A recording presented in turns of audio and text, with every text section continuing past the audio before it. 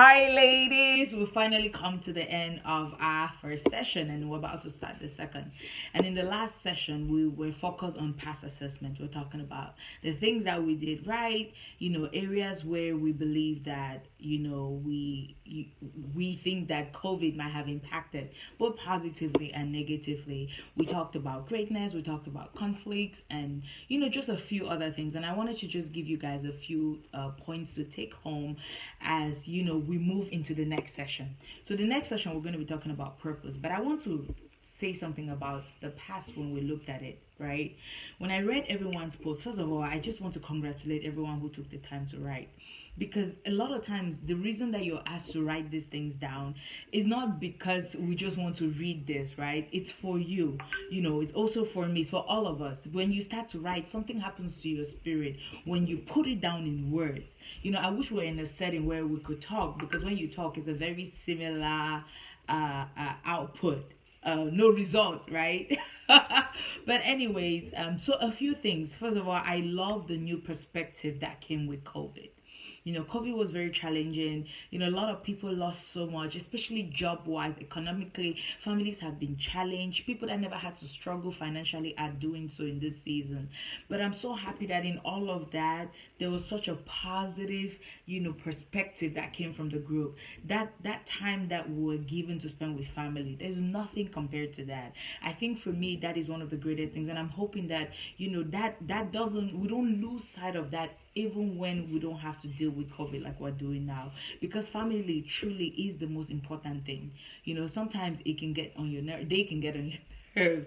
But having this time has really made us realize what we've been missing, and being on the go all the time to be reminded of this. And so I am encouraging everyone to keep giving your kids all the hugs you can, your spouses, your siblings, your parents, because nothing is guaranteed. I just want to touch on two more things before I close this. And the next one, I want to really talk about conflict. The reason I brought up this thing of conflict is because, ladies, we will never avoid conflict. No matter what we do in this life, it's an inevitable part of life. And so once we're done with this session even and we're moving, one of the things that you encounter in your journey is you always encounter conflict. Conflict is not a bad thing per se, right? Conflict is the opportunity for people to set boundaries. It's opportunity for people to know each other better. It's opportunity for people to understand their differences in perspective.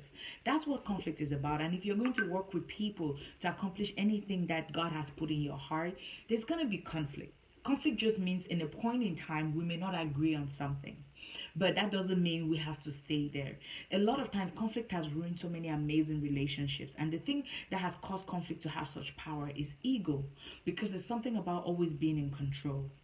And I wanted to bring this up because something has worked for me the longest times, and I got tested.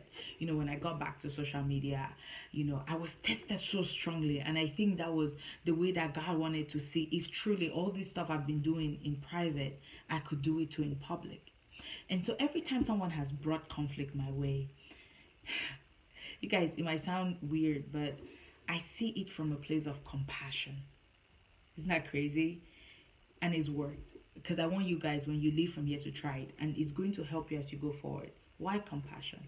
Compassion is that emotion that you have towards someone because you realize the gap that exists for something that they could have had but they don't have yet. Which means there'll be time when you're going to have conflict with a friend that may not understand you, or a co-worker, or a business partner, and sometimes they will say some very hurtful things. It's not because they want to hurt your feelings, it's just that's their way of reacting to the situation. Why I have compassion is because it makes me realize that this person could be better, they could do better, they just don't know yet. And so when I get into that point where I have compassion, it makes me love on them even more. It makes me forgive them really quick. And because I see where the gap is, I decide to be the one to take the lead.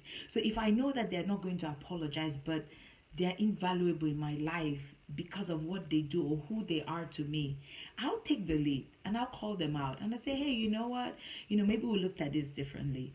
Let's see it from this perspective. And if it's something that we have to step back and take some time apart, we can do it.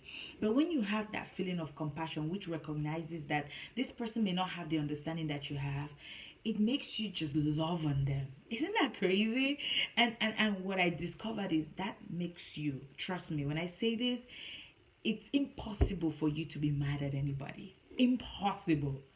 You see everybody from it's not necessarily saying that they are less than you in life. It's just saying in that particular aspect they still have some learning and growing to do.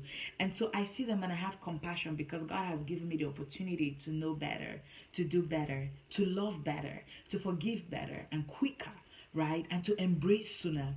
And so that makes me now think, oh wow, can you imagine if these people get to that place where I am, if they get to encounter God in that level where he gives them a new perspective, where instead of having conflict and saying things that are out of character, they sit back and go, how can I use this opportunity to build? How can I use this to grow? How can I use this opportunity to nurture a relationship? So I'm, giving you guys this tip because it's worked for me. When I tell you in every way, it works.